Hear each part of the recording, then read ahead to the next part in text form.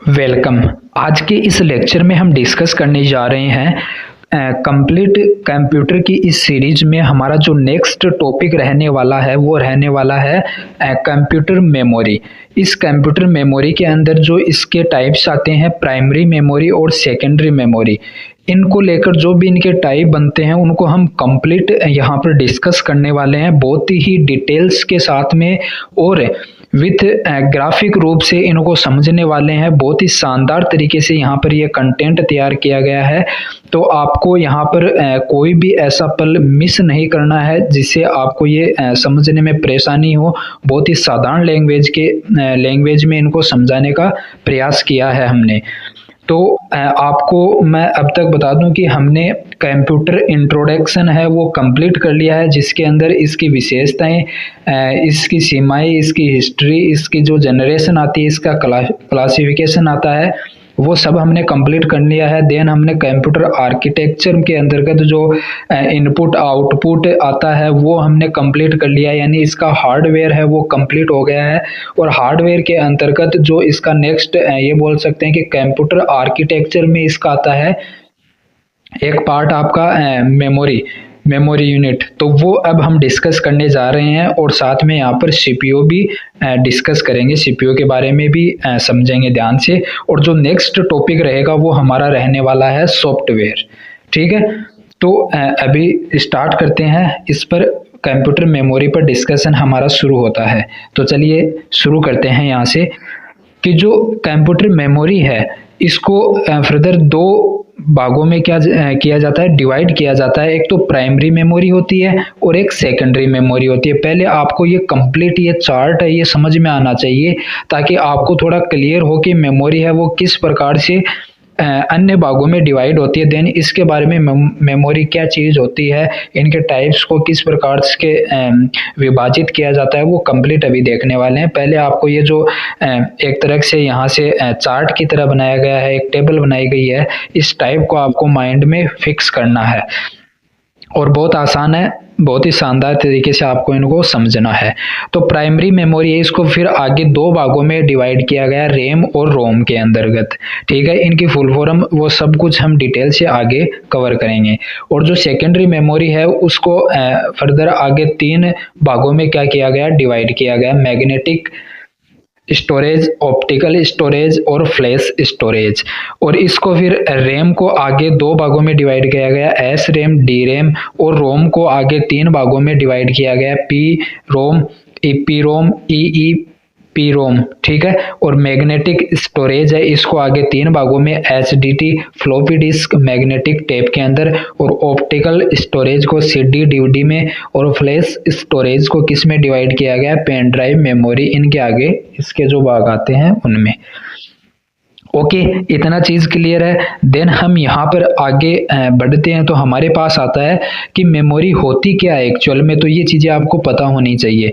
तो मेमोरी है यह डाटा या सूचना को स्टोर करके रखने के लिए जिन उपकरणों का उपयोग किया जाता है वो मेमोरी के अंतर्गत आते हैं।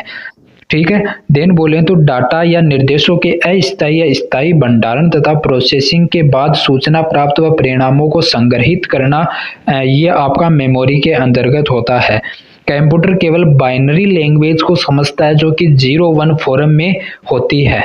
ठीक है, तो ये यहाँ पर मेमोरी के बारे में कुछ डिटेल्स हो गई। देन हमारे पास आती है मेमोरी के लिए जो यूनिट यूज की जाती हैं वो आपको पता होनी चाहिए। अक्सर आपको जो एग्जाम कम्पिटिटिव एग्जाम है वहाँ पर आपको नॉर्मली ये क्वेश्चन देखने को मिलेगा कि जो यूनिट्स हैं उन पर बेस जो क्वेश्चन आएगा वो जरूर आपको देखने को मिलेगा।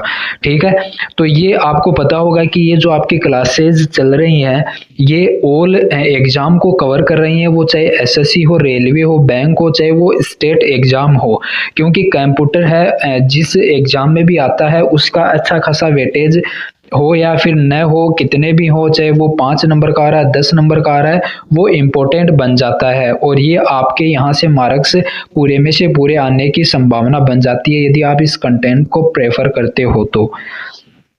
ठीक है। देन हम यहाँ पर डिस्कस करने जा रहे हैं कि यूनिट ऑफ मेमोरी के अंतर्गत हमारे पास आता है कि स्टार्ट होती है यूनिट की सबसे छोटी जो इकाई होती है वहां से, ठीक है। तो हमारे पास आती है बिट, ठीक है। बिट में 1/8 ऑफ बाइट्स इसको बोला जाता है। स्मॉलेस्ट यूनिट होती है 0 और 1, ठीक है, इनको बिट बोला जाता है।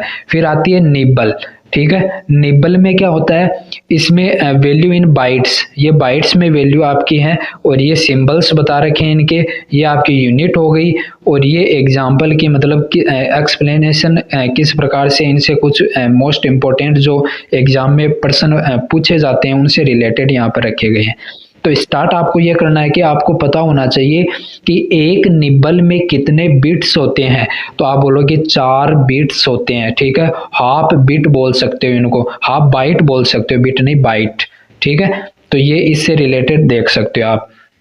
तो आपको सबसे पहले ये देखना है कि सबसे छोटी इकाई क्या होती है, तो आप बोलोगे बिट होती है, ठीक है।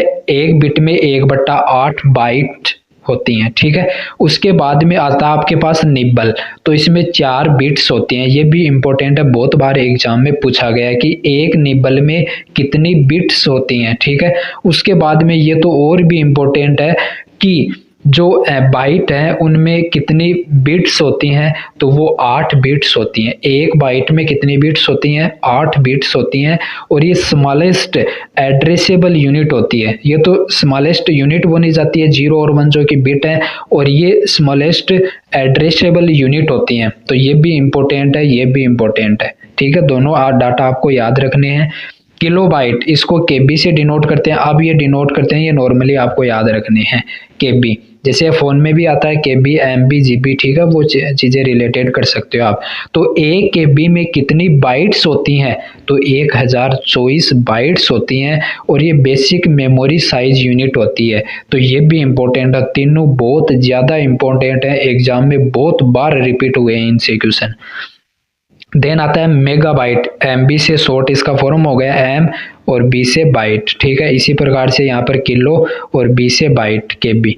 तो एक एमबी में 1000 केबी हो गया, अप्रोक्स 10 की पावर 6 बाइट्स बोल सकते हैं, ठीक है। देन आता है गीगाबाइट, गीगाबाइट को जीबी, ठीक है, शॉर्ट में।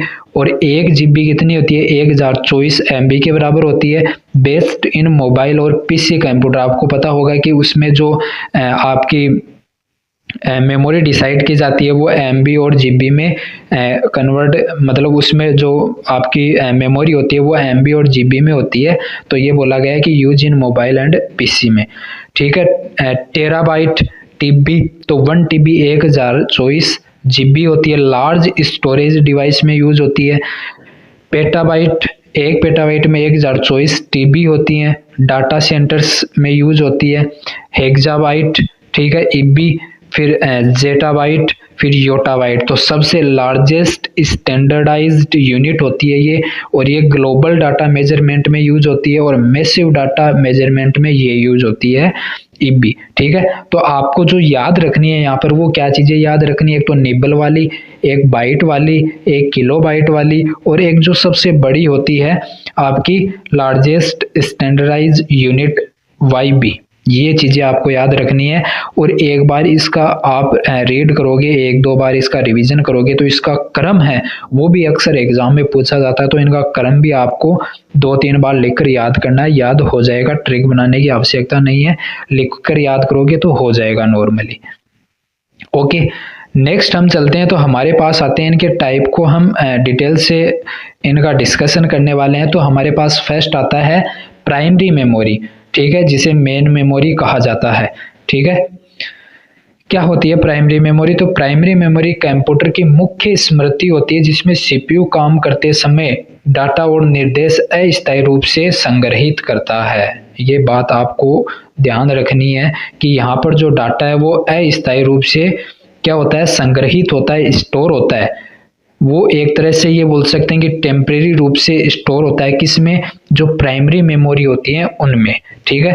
फीचर्स ऑफ प्राइमरी मेमोरी, मुख्य स्मृति की विशेषताएं, इसकी क्या विशेषताएं हैं कि किस प्रकार से, देखो यहाँ पर directly accessed bye CPU, CPU द्वारा सीधे एक्सेस की जाती हैं। फास्ट बट कॉस्टली होती हैं, ये फास्ट वर्क करती हैं लेकिन महंगी आती हैं, ठीक है। वोलेटाइल इंपॉर्टेंट है, मोस्ट पार्ट अधिकांश भाग अस्थायी होता है, पावर जाने पर डाटा मिट जाता है। ये लाइन इंपॉर्टेंट बन जाती है इस प्राइमरी मेमोरी के लिए कि यहाँ पर जो प्राइमरी मेमोरी में जितने भी टाइप्स आएंगे वो सब वोलेटाइल, यानी ये बोल सकते हो कि जो पावर जाने पर यहाँ पर डाटा मिट जाता है यानी अस्थायी होती हैं। ये बात आपको यहाँ पर मोस्ट इम्पोर्टेंट इसको लगा लो और ये इम्पोर्टेंट बनने वाला है। Used to run programs, program चलने और प्रोसेस करने के लिए उपयोग होती है। चलने और प्रोसेस करने के लिए जो प्रोग्राम्स को ज़रूरी होती है वो प्राइमरी मेमोरी की ज़रूरी होती है, ठीक है। इतनी चीज़ें आपको क्लियर हुई होगी। देन हमारे पास आता है कि इसके इम्पोर्टेंस क्या है। तो इम्पोर्टेंस की बात करें तो सीपीयू की कार्य क्षमता इसी बात पर निर्भर करती है, ठीक है।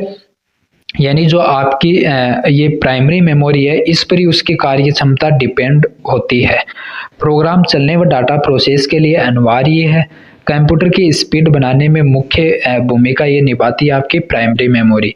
प्राइमरी मेमोरी के एग्जाम्पल रैम, रोम, कैश मेमोरी और रजिस्टर्स, ये आपके यहाँ पर आ जाते हैं मेन इसके एग्जाम्पल, ठीक है। तो आपको ये पूछा जाए कि जो कैश मेमोरी है वो किस प्रकार की मेमोरी के अंतर्गत आती है, तो वो प्राइमरी है ना कि सेकेंडरी, ठीक है। रजिस्टर है वो भी किसके अंतर्गत आता है, आपकी प्राइमरी मेमोरी के अंतर्गत, ठीक है।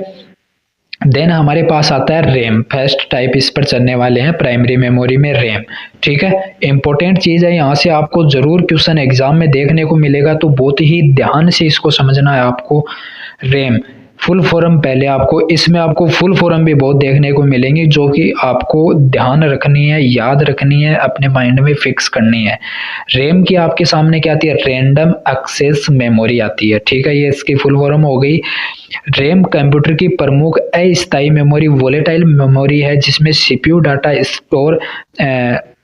डाटा और प्रोग्राम स्टोर करता है जिसे वह उसी समय उपयोग कर रहा हो, ठीक है। यानी तुरंत जो मेमोरी यूज होती है वो कौन सी होती है, रैम होती है।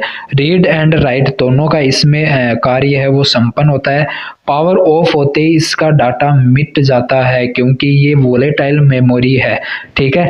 यह कंप्यूटर की स्पीड, परफॉर्मेंस और मल्टीटास्किंग को निर्धारित करती है, ठीक है। किसका निर्धारण करती है, उसकी स्पीड की, कंप्यूटर की जो स्पीड है, परफॉर्मेंस है, ठीक है, मल्टीटास्किंग है, वो कौन निर्धारित करती है, रैम करती है। देन हम नेक्स्ट चलते हैं तो हमारे सामने आता है रैम के अंतर्गत हमारे पास और चीज़ें आती हैं कि इसके बेसिक के अंदर हम क्या चीज़ें देख सकते हैं। तो आता है कि तेज गति सेकेंडरी मेमोरी से कई गुना तेज होती है। एक चीज़ आपको पता चल गई कि जो रैम है, ठीक है, वो आपकी जो सेकेंडरी मेमोरी आएगी उसमें जो पढ़ेंगे उसके टाइप्स, उससे ये कई गुना तेज होगी।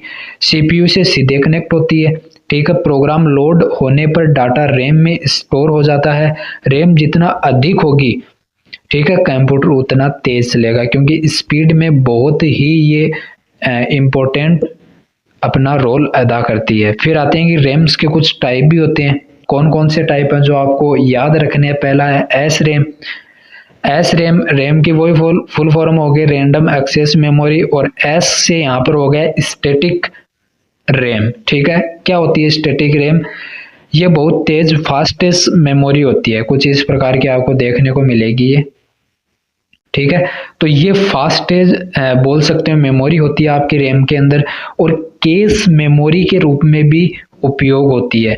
डाटा जब तक रहता है, जब तक पावर सप्लाई रहता है या रिफ्रेश करने की आवश्यकता नहीं होती यहाँ पर, और ये बताया गया आपको कि ये महंगी होती है। तो ये पॉइंट आप यहाँ पर याद रखिएगा कि इनको रिफ्रेश करने की आवश्यकता नहीं होती, ठीक है। उसके बाद में आता है next type D RAM. D का मतलब हो गया डायनेमिक रैम, ठीक है। तो इसकी विशेषताएं क्या आती है, किस प्रकार से जो डी रैम है वो यूज की जाती है। तो डाटा स्टोर रखने के लिए लगातार रिफ्रेश करना पड़ता है, कुछ इस प्रकार की लगती है कंप्यूटर के अंदर। इसकी स्पीड एस रैम से कम होती है, एस रैम से इसकी स्पीड है वो कम होगी, लेकिन काफ़ी सस्ती होती है, ठीक है। ये महंगी होती है, इसे मुख्य मेमोरी के रूप में उपयोग किया जाता है, ठीक है।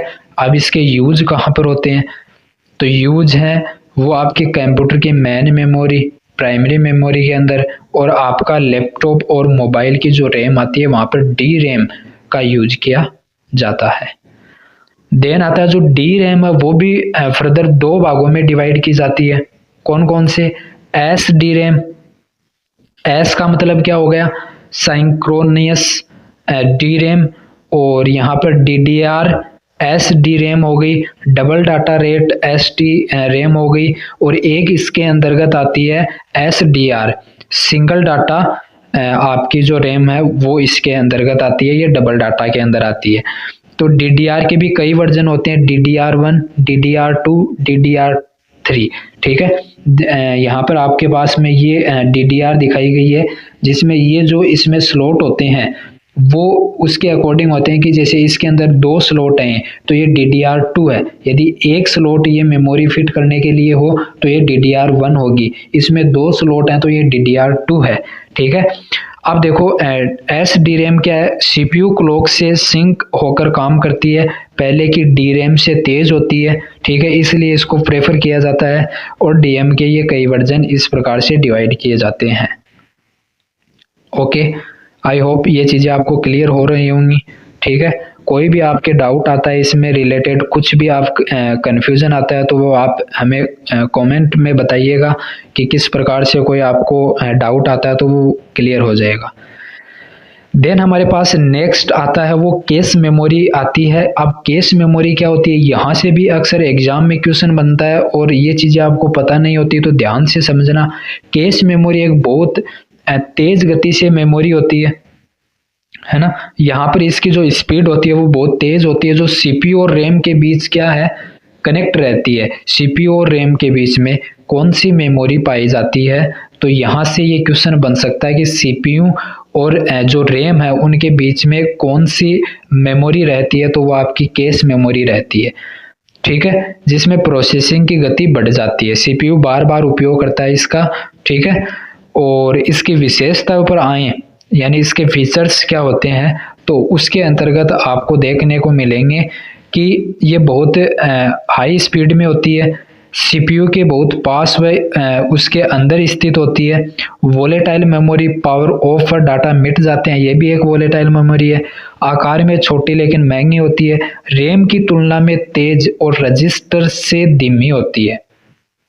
ये फैक्ट भी आपको याद रखना है कि जो आपकी कैश मेमोरी है वो रैम से तो कम होगी, रैम से तो वो तेज होगी, रैम से तो वो तेज होगी, लेकिन जो रजिस्टर्स आते हैं आपके उनसे उसकी स्पीड है वो धीमी होगी, ठीक है। कुछ जो आपका मदरबोर्ड होता है या फिर जो मेमोरी स्लॉट होता है वहां पर आपको इस प्रकार से ये दिखाई देगी आपकी कैश मेमोरी। देन हमारे पास आते हैं कि इसका उपयोग किस प्रकार से किया जाता है। तो सीपीयू की गति बढ़ाने के लिए इम्पोर्टेंट बन जाती है, एग्जीक्यूशन टाइम कम करने में, कि जैसे आपको मतलब एक प्रोग्राम को रन आप कर रहे हो, एक प्रोग्राम को रन कर रहे हो तो वो कितना टाइम ले रहा है, उसका एग्जीक्यूशन टाइम कितना है, तो उसको कम करने में इसकी भूमिका होती है।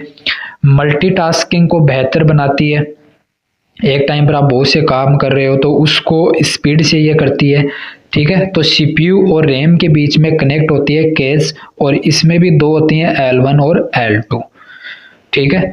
देन हमारे पास मेमोरी आती है जो कि इतनी इम्पोर्टेंट नहीं है लेकिन आपको नॉलेज यहाँ पर होना जरूरी है, स्क्रैच पैड मेमोरी, ठीक है। यह अस्थायी है क्योंकि हम उसमें वोलेटाइल मेमोरी के अंदर इसका डिस्कस कर रहे हैं, रैम के अंदर, जिसका उपयोग सीपीयू अपने तात्कालिक कार्यों के लिए करता है, करंट में जो काम चल रहे हैं उनमें इसका उपयोग करता है, और ये बहुत तेज होती है। वोलेटाइल मेमोरी है, आकार में छोटी होती है, सीपीयू द्वारा सीधे नियंत्रित होती है, और किन के बीच में होती है?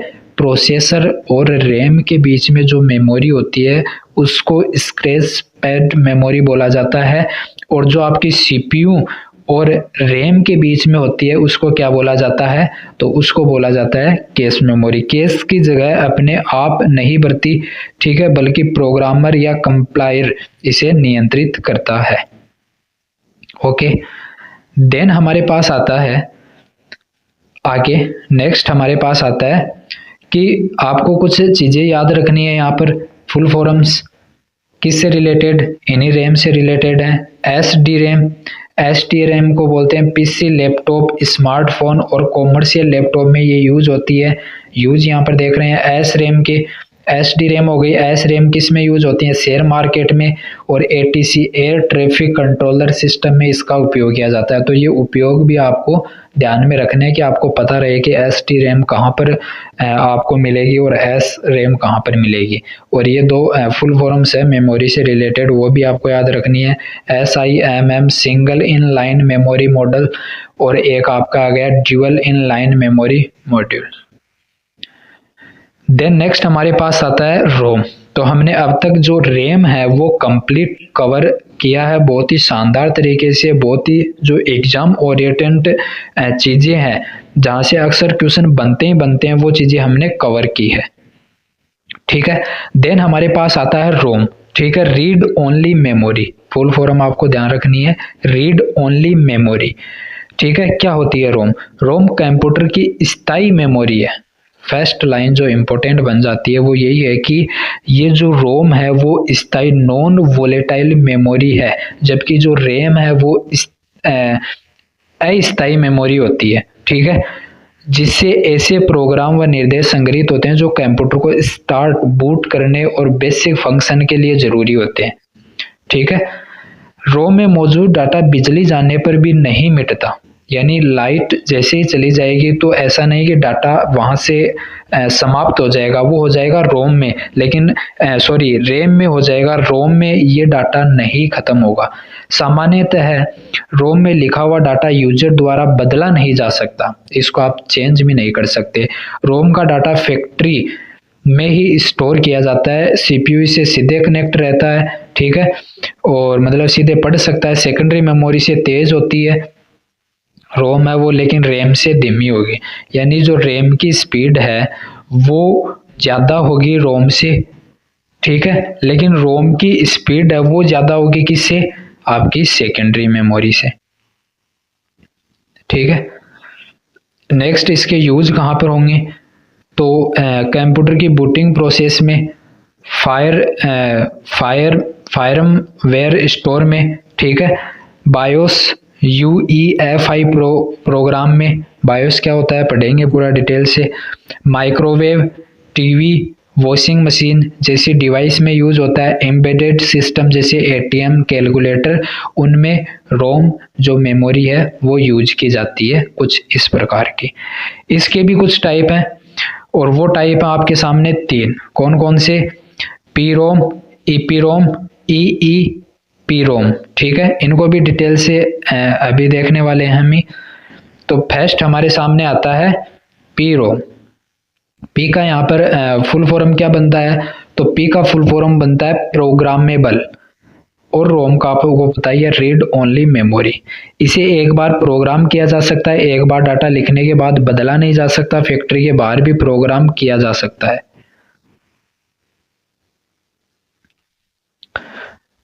ठीक है। उसके बाद में इसके उपयोग आते हैं माइक्रोचिप्स, ठीक है। माइक्रोचिप्स में यूज होती है, डिवाइस आइडेंटिटी कोड में इसका यूज किया जाता है, ठीक है। तो ये आपकी PROM हो गई। देन हमारे पास आता है EPROM। EP की फुल फॉर्म क्या बन जाती है? तो इरेजेबल प्रोग्रामेबल रोम, ठीक है। ये फुल फॉर्म आपको जरूर याद रखनी है। और ये क्या होती है? इसमें डाटा जो डाटा है उसको स्टोर करने के लिए UV लाइट से, मतलब जो डाटा स्टोर रहता है उसको UV लाइट से मिटाया जा सकता है, ठीक है। मिटाने के बाद इसे फिर से प्रोग्राम किया जा सकता है। चिप के ऊपर पारदर्शी क्वार्ट्ज विंडो होती है, ठीक है। ये चीज़ें आपको ध्यान रखनी है। उपयोग क्या है इसके? पुराने एम्बेडेड डिवाइस में यूज होती थी, और जो रिसर्च और टेस्टिंग है वहाँ पर इनका उपयोग किया जाता है। देन आती है EEPROM, इलेक्ट्रिकली इरेजेबल प्रोग्रामेबल रोम। तो इनकी फुल फॉर्म आपको खासकर ध्यान रखनी है, ठीक है। नेक्स्ट आता है कि इसे बिजली की मदद से इरेज और री प्रोग्राम किया जा सकता है, ठीक है। UV लाइट की आवश्यकता नहीं होती है, जबकि जो आपकी EPROM थी वहाँ पर UV लाइट की आवश्यकता थी। कई बार प्रोग्राम किया जा सकता है। और यहाँ पर क्या है, बायोस और UEFI इन्हें चिप्स में स्टोर करता है, ठीक है। उसके बाद में इसका उपयोग आता है कि कंप्यूटर बायोस में इसका उपयोग किया जाता है, कंप्यूटर फार्मवेयर में किया जाता है, माइक्रो कंट्रोलर्स में इनका यूज किया जाता है। यह आपकी मेमोरी कुछ इस प्रकार से होती है। देन आपके सामने आता है नेक्स्ट, हमने रैम और रोम है उसको कंप्लीट डिस्कस किया है। अब उसमें डिफरेंस आपको नॉर्मली जैसे एग्जाम टाइम पर आपको रिवीजन के तौर पर करना है तो वहाँ पर आपके सामने आ जाएगा डिफरेंस, तो आप लास्ट में रिवीजन के तौर पर यहाँ से डायरेक्ट आप इसको रीड कर सकते हो। तो ये कंटेंट बनाया गया है बहुत ही शानदार तरीके से, रिवीजन के पर्पज़ से भी बनाया गया ताकि आप इसको एग्ज़ाम के टाइम पर जल्दी से इसको रिवाइज कर सको। तो ये इनसे रिलेटेड जो भी डिफरेंस है वो यहाँ पर आते हैं। ठीक है, हम यहाँ पर कर रहे हैं कि आपके पास में इससे रिलेटेड जो भी एक्स्ट्रा डाटा आपके पास होने चाहिए वो ये हैं कि आपको कभी कभी इन्वेंशन पूछ ली जाती है इनकी रैम रोम और आपकी ये जो डी रैम एस रैम आती है, इनकी जो खोज किसने की थी उसके बारे में पूछा जाता है। तो रैम वो रॉबर्ट डेनार्ड ने की थी और रोम की रॉबर्ट एच डेनार्ड ने की थी और इसकी भी सेम इसी ने की थी और एस रैम की रॉबर्ट नॉर्मन ने की थी। तो सिमिलर से नाम है तो आपको याद रखने हैं नॉर्मली बस। उसके बाद में आता है बायोस क्या चीज़ होती है, यहाँ से भी अक्सर डायरेक्ट क्वेश्चन बन जाता है तो इसकी फुल फॉर्म आपको पता होनी चाहिए। बेसिक इनपुट आउटपुट सिस्टम होता है ये। बायोस क्या होता है? Basic output input output system होता है। कंप्यूटर का वह प्रोग्राम जो सबसे पहले चलेगा वो बायोस होता है। चेक करेगा कि सभी पार्ट चल रहे हैं या नहीं। कीबोर्ड ऑन होते ही लाइट जलना ये एक बायोस का संकेत है कि बायोस वो चेक कर रहा है कि सभी जो पार्ट्स हैं वो प्रॉपर वर्क कर रहे हैं या नहीं। कंप्यूटर को बूट व स्टार्ट करने में इससे मदद मिलती है। बायोस को पोस्ट भी कहा जाता है, पावर ऑफ सेल्फ टेस्ट इसको बोला जाता है। उसके बाद में एक बैटरी आती है आपकी सीमोस बैटरी, और ये क्या होती है? मुख्य कार्य कंप्यूटर की घड़ी को चलाना होता है इसको, और इसका आपको फुल फॉर्म भी याद रखनी है, कॉम्प्लीमेंट्री मेटल ऑक्साइड सेमीकंडक्टर। ठीक है, जो कंप्यूटर के अंदर जो घड़ी यूज होती है वॉच, वहां पर इसका यूज किया जाता है। ओके, देन हमारे सामने आता है कि जो आपका एक रजिस्टर मेमोरी आती है। ठीक है, कैश मेमोरी के बारे में हमने कवर कर लिया। उसके बाद में आता है रजिस्टर मेमोरी। रजिस्टर मेमोरी की बात करें तो ये क्या होती है? तो सीपीयू के अंदर मौजूद सबसे छोटी व सबसे तेज मेमोरी ये होती है। इंपॉर्टेंट चीज़ है, ध्यान रखना। सीपीयू जिन डाटा निर्देश एड्रेस पर तुरंत काम कर रहा होता है उन्हें रजिस्ट्रेशन में रखा जाता है, और ये वोलेटाइल मेमोरी है। पावर ऑफ होने पर डाटा मिट जाता है। सीपीयू सीधे इसी मेमोरी से कार्य करता है। सीपीयू की कार्य क्षमता ये बढ़ाती है। प्रोग्राम एग्जीक्यूट बहुत तेज होता है इस मेमोरी से। यदि रजिस्टर मेमोरी यूज है तो वहाँ पर जो प्रोग्राम एग्जीक्यूशन होगा वो बहुत तेज होगा, और कुछ आपको इस प्रकार से देखने को मिलेगी। अब टाइप्स ऑफ, नॉर्मली इनके टाइप बताए जाते हैं 7।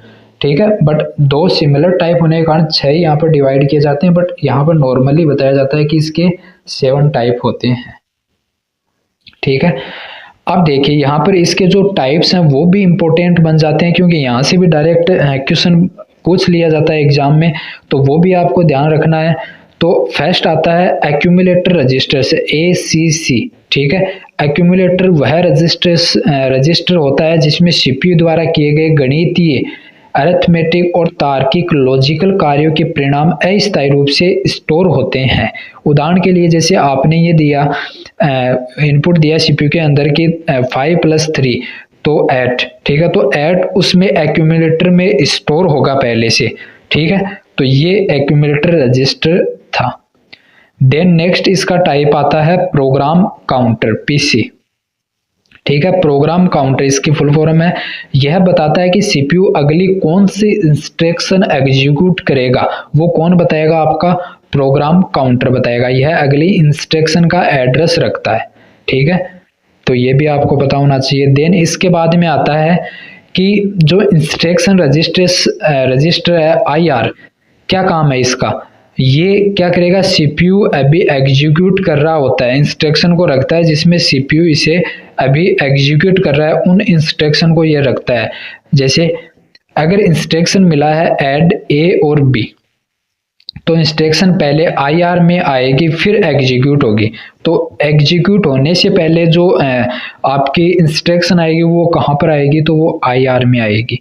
उसके बाद में आता है मेमोरी एड्रेस रजिस्टर MAR। ठीक है, यह मेमोरी लोकेशन का एड्रेस रखता है जहाँ से CPU को डाटा पढ़ना और लिखना होता है।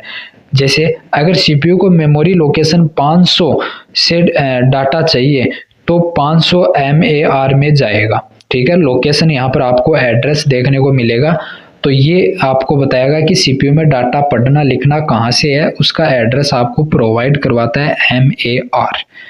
ठीक है, यहाँ पर इस रजिस्टर में हम नेक्स्ट मतलब टाइप की बात करें तो आपके सामने आता है memory data register MDR memory buffer registers. ये दोनों यहाँ पर आपको एक बताए जाते हैं कि मेमोरी डाटा रजिस्टर और मेमोरी बफर रजिस्टर्स एक होते हैं। कैसे होते हैं अभी देखो क्लियर हो जाएगा। MDR वह एक्चुअल डाटा रखता है जो मेमोरी में आ रहा है या मेमोरी में जा रहा है। ठीक है, जैसे MAR 500 एड्रेस कर रहा है, MDR 25 डाटा कर रहा है। ठीक है, तो ये जो आ रहा है और जा रहा है मेमोरी में डाटा, उसका एक्चुअल डाटा रखता है। MBR और MDR दोनों CPU में ऐसे रजिस्टर्स हैं जो मेमोरी और CPU के बीच डाटा ट्रांसफर के लिए उपयोग होते हैं। मेमोरी से कहाँ पर, CPU। कई सिस्टम्स में इन्हें एक ही रजिस्टर माना जाता है। ठीक है, वो सिस्टम जिस प्रकार से होते हैं उनमें एक तरीके से, और इनमें आप डिफरेंस भी देख सकते हो कि किस प्रकार से कोई इनमें जो डिफरेंस होता है वो भी यहाँ से आप कर सकते हो। बाकी दोनों सिमिलर माने जाते हैं। इनमें डिफरेंस बस इतना होता है कि अस्थायी बफर किया हुआ डाटा इसमें रहता है, किसमें, मेमोरी बफर रजिस्ट्रेशन में। और मेमोरी डाटा रजिस्टर में क्या होता है, वास्तविक डाटा होता है। बस मेन अंतर ये होता है इसमें। देखो, मेमोरी और CPU के बीच आने जाने वाले डाटा को बफर करता है, मेमोरी से आया या मेमोरी में जाने वाला वास्तविक डाटा रखता है। ठीक है, ये होल्ड करेगा और ये उस डाटा को वास्तविक डाटा को अपने पास रखेगा। देन नेक्स्ट टाइप की बात करें तो आता है डाटा रजिस्टर। डाटा रजिस्टर वह रजिस्टर है जो CPU मेमोरी के बीच आने जाने वाले डाटा को अस्थायी रूप से स्टोर करता है। इसमें डाटा स्टोरेज होता है, लेकिन स्टोर्ड तो होता है लेकिन एड्रेस उसको नहीं मिलता यहाँ से। ठीक है, ये डाटा को स्टोर तो करता है लेकिन एड्रेस नहीं करता है। तो यहाँ पर डाटा रजिस्टर में आपको ये बात याद रखनी है कि यहाँ पर डाटा स्टोर होता है लेकिन ये उसको एड्रेस नहीं करता है। मेमोरी से डाटा CPU तक लाना, CPU से डाटा मेमोरी में भेजना, ये डाटा रजिस्टर का काम होता है। अरिथमेटिक लॉजिकल ऑपरेशंस के लिए डाटा होल्ड करना, इसका डाटा रजिस्टर का काम होता है।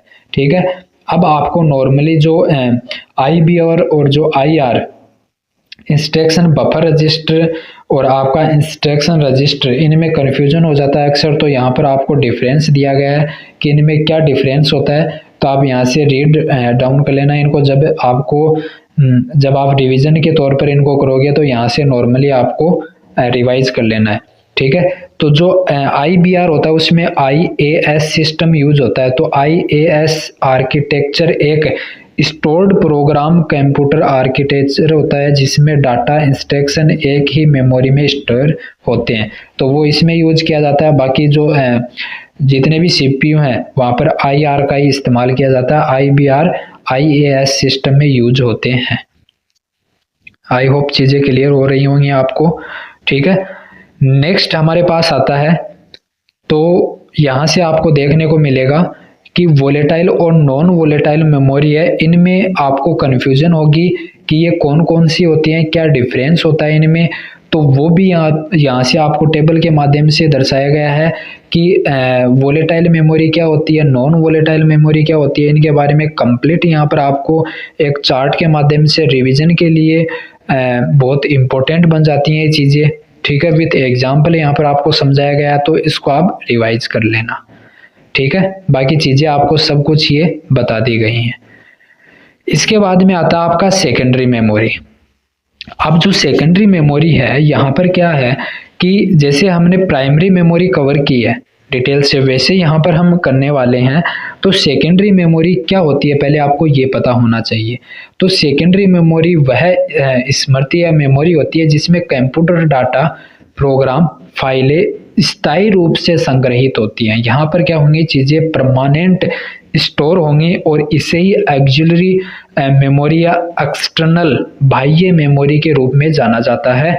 नॉन वोलेटाइल, बिजली जाने पर भी यहाँ पर डाटा है वो सुरक्षित रहता है।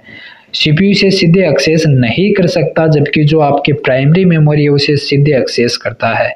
प्राइमरी मेमोरी से ये धीमी होती है, लेकिन वो महंगी थी और ये आपकी सस्ती होती है। क्या यूजेज है इनके, उपयोग क्या है, तो आता है कि इनका उपयोग आपका ऑपरेटिंग सिस्टम को स्टोर करने के लिए किया जाता है।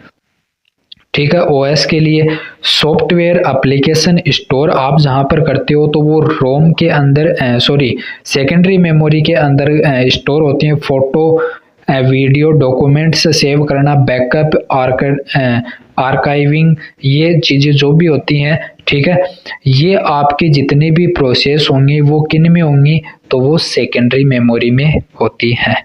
ठीक है, अब इसके टाइप्स आते हैं, कुछ सेकेंडरी मेमोरी के टाइप्स। ठीक है, तो उनकी बात करते हैं।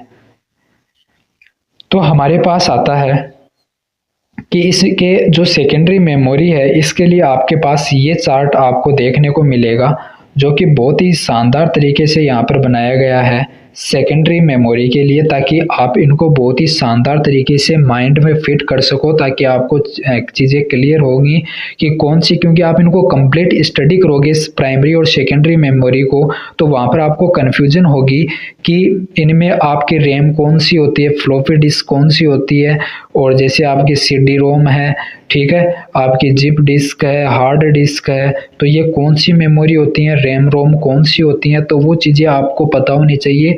तो उसके लिए यहाँ से प्रेफर किया गया आपके लिए ये जो डायग्राम के माध्यम से यहाँ पर समझाया गया है, क्विक रिवीजन के लिए भी बहुत इम्पोर्टेंट बन जाता है। ठीक है, तो अब हम इनको डिटेल से देख रहे हैं।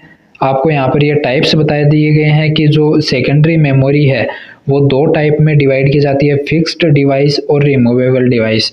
और फिर जो सेकेंडरी स्टोरेज डिवाइस है, इसको भी आगे फर्दर सीक्वेंशियल एक्सेस और मेमोरी स्टोरेज डिवाइस में डिवाइड किया जाता है। ठीक है, और जो मैग्नेटिक डिस्क, ऑप्टिकल डिस्क है, इसमें भी इनको डिवाइड किया जाता है। और ये आप यहाँ से ध्यान में रख सकते हो इन चीज़ों को, इनको सभी को वन बाय वन हम अभी डिस्कस करने वाले हैं। तो सबसे पहले हमारे पास आता है मैग्नेटिक स्टोरेज। ठीक है, ये क्या चीज़ होती है, मैग्नेटिक रूप से डाटा को स्टोर करने की सुविधा है वो मैग्नेटिक स्टोरेज के अंतर्गत आती है। जैसे magnetic tape, floppy disk, hard disk, zip file, Winchester, इन चीज़ों में क्या होता है, मैग्नेटिक रूप से डाटा को स्टोर किया जाता है। उसके बाद में आता है ऑप्टिकल स्टोरेज, इसमें डाटा को लेजर से लिखा हुआ पढ़ा जाता है, यानी यहाँ पर लेजर सिस्टम यूज होता है। डाटा बाइनरी फॉर्म में स्टोरेज होता है, लेजर बीम तकनीक का उपयोग होता है। For example CD ROM, DVD ROM और वॉर्म। ठीक है, उसके बाद में आता है फ्लैश मेमोरी। फ्लैश मेमोरी के अंतर्गत क्या चीज़ें आती हैं, क्या होता है ये, तो इसे कई बार विद्युत की सहायता से मिटाया जा सकता है, वह पुनः प्रोग्राम लोड किया जा सकता है। जैसे USB drive, thumb drive, flash drive, memory card, pen drive, SSD, smartphone, laptop, PC, ये आपकी फ्लैश मेमोरी के अंतर्गत रखे जाते हैं। देन हमारे पास आता है इसके बाद में जो इस सेकेंडरी मेमोरी के अंतर्गत हमारे पास टाइप आता है, वो आता है FDD। इसकी फुल फॉर्म क्या होती है, FDD, फ्लॉपी डिस्क ड्राइव। क्या होती है, फ्लॉपी डिस्क ड्राइव। ठीक है, तो इसका जो आविष्कार है वो किसने किया, इनसे रिलेटेड डाटा ये नॉर्मली आपको एग्जाम में पूछे जाते हैं, तो इनके जो इन्वेंटर हैं वो भी आपको याद रखने हैं। ठीक है, एलन शुगर्ट जो IBM के थे, ये इन्होंने इसकी IBM कंपनी है उसके द्वारा इसकी खोज की गई थी, मतलब इसका आविष्कार हुआ था 1971 में।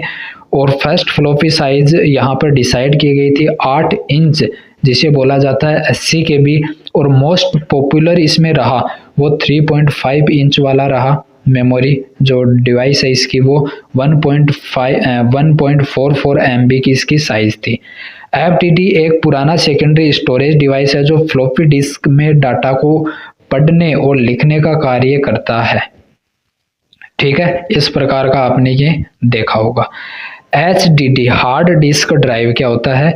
ठीक है, यह HDD एक सेकेंडरी स्टोरेज डिवाइस है जिसमें डाटा मैग्नेटिक डिस्क में स्थायी रूप से संग्रहित किया जाता है।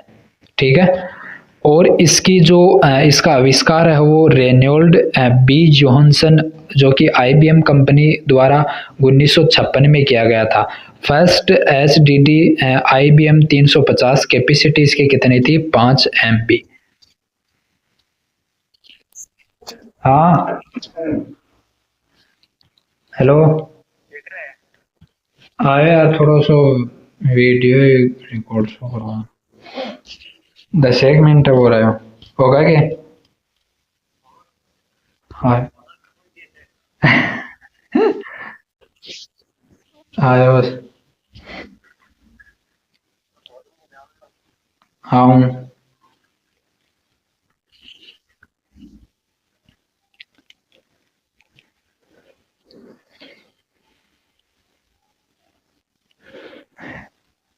नेक्स्ट हमारे पास HDD है। इसमें क्या होता है, मैग्नेटिक डिस्क पर स्थायी रूप से डाटा स्टोर किया जाता है। ठीक है, और यहाँ पर जो स्पीड है इसकी वो किस में मापी जाती है? रिवॉल्यूशन पर मिनट में, जो RPM है उसमें इसकी स्पीड मापी जाती है। तो ये चीज़ें भी आपको याद रखनी है। ठीक है, देन हमारे पास आता है SSD सॉलिड स्टेट ड्राइव जो कि इलेक्ट्रिक डिस्क के रूप में जाना जाता है। HDD से काफ़ी तेज, सुरक्षित और टिकाऊ ये होती है। ठीक है, स्पीड इसकी कितनी होती है? 35 से 100 माइक्रो सेकेंड्स होती है जो कि HDD से कई गुना ज़्यादा है। ठीक है, ये आपकी SSD आपके सामने है। ठीक है, अब देखो यहाँ पर नॉर्मली आपको यहाँ पर पूछा जाता है तो इनमें आपको डिफरेंस याद रखना है कि कौन सी तेज है कौन सी धीमी है। ठीक है, मेन तो ये चीज़ें पूछी जाती हैं। उसके बाद में यहाँ पर आता है जो फ्लैश मेमोरी है, इसका आविष्कार किसने किया? तो डॉक्टर फुजियो मिसुका ये थे। ठीक है, और कंपनी कौन सी थी? तुशिला। ठीक है, और 1980 में इसका आविष्कार किया गया। फ्लैश मेमोरी के आधार पर ही SSD का विकास हुआ था, इसलिए यहाँ पर आपको ये चीज़ें याद रखनी है। ठीक है, कि जो SSD का जो आविष्कार हुआ, इस विकसित हुई है किस आधार पर हुई? तो ये फ्लैश मेमोरी के आधार पर इसको विकसित किया गया। ठीक है, देन हमारे सामने आता है कि जो मैग्नेटिक टेप है। ठीक है, ये क्या होता है? तो मैग्नेटिक टेप एक सेकेंडरी स्टोरेज डिवाइस है जिसमें डाटा मैग्नेटिक टेप पर क्रमबद्ध रूप से, ये चीज़ें इंपॉर्टेंट है, क्रमबद्ध रूप से संग्रहित किया जाता है। ये आपकी आती है मैग्नेटिक टेप।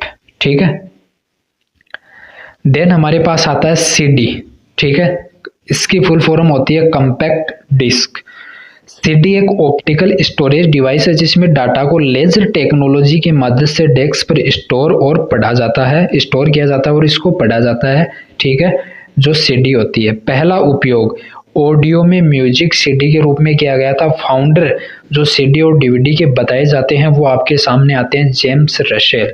ठीक है, CD का आविष्कार है वैसे दो कंपनियों को इसका श्रेय दिया जाता है, फिलिप्स और सोनी, और इन्होंने किया था 1982 में। ठीक है, अब जो SSC के अंदर एक क्वेश्चन पूछा गया है, यहाँ से जो डिटेल से यहाँ पर आपको पढ़ना इसलिए आवश्यक बन जाता है। यहाँ पर जो CD की साइज है उससे रिलेटेड एक क्वेश्चन पूछा गया था कि जो इसका डायमीटर है वो कितना होता है।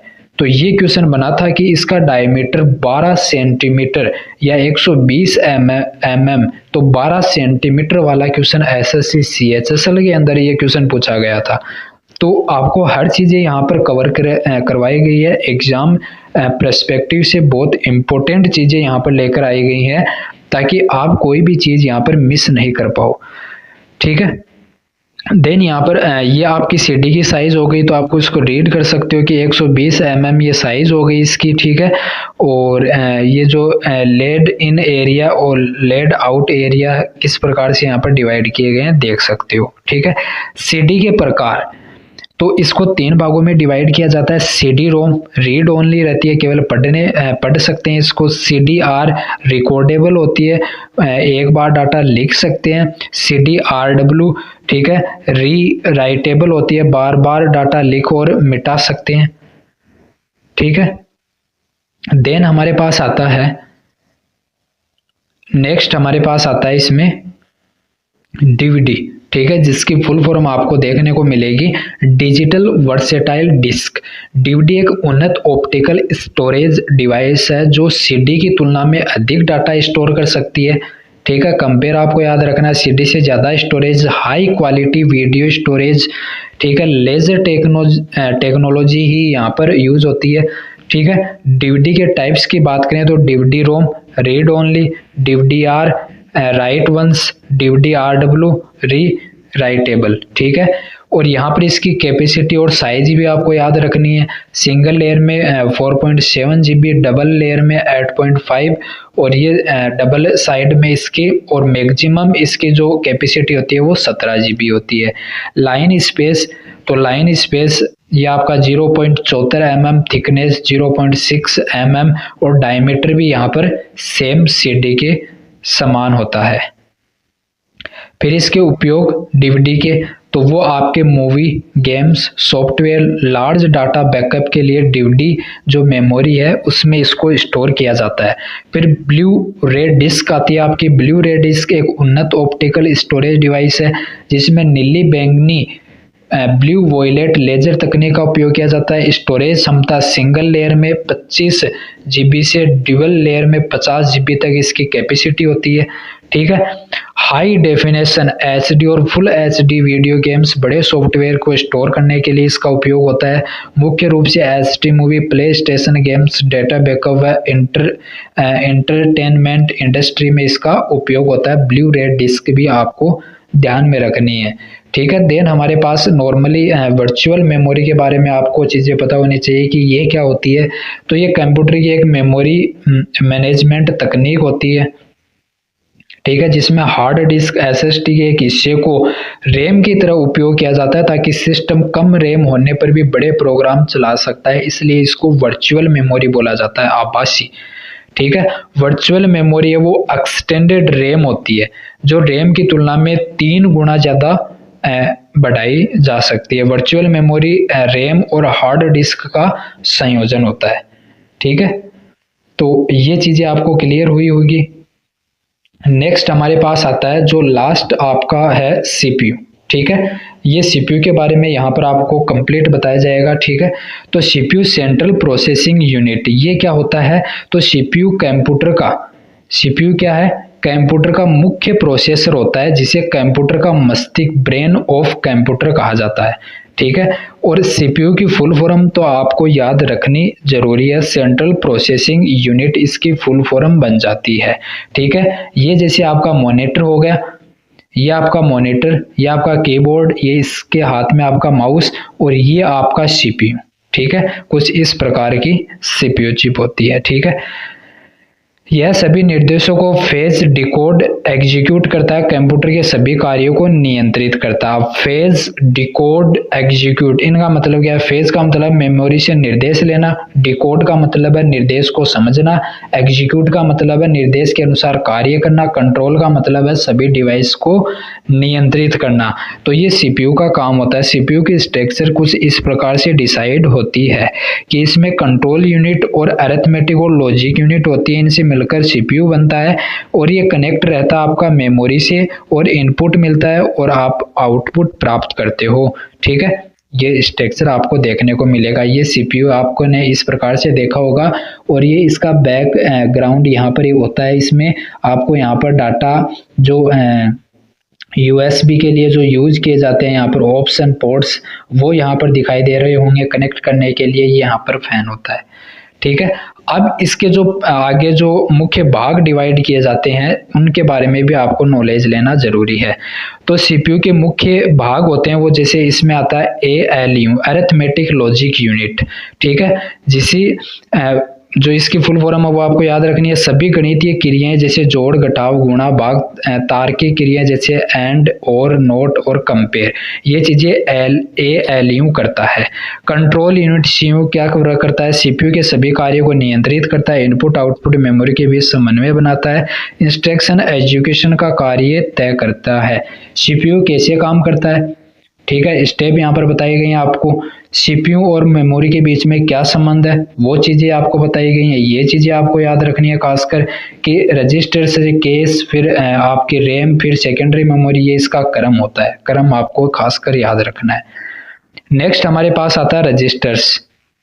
तो सीपीयू के अंदर होते हैं सबसे तेज मेमोरी इनकी होती है। डाटा निर्देश एड्रेस को अस्थायी रूप से स्टोर करते हैं। ठीक है, क्या अस्थायी रूप से करते हैं। और मुख्य जो रजिस्टर्स होते हैं, accumulator, program counter, instruction registration, MAR, MDR, stock pointer, flag register, जिनके बारे में हम डिस्कस कर चुके हैं।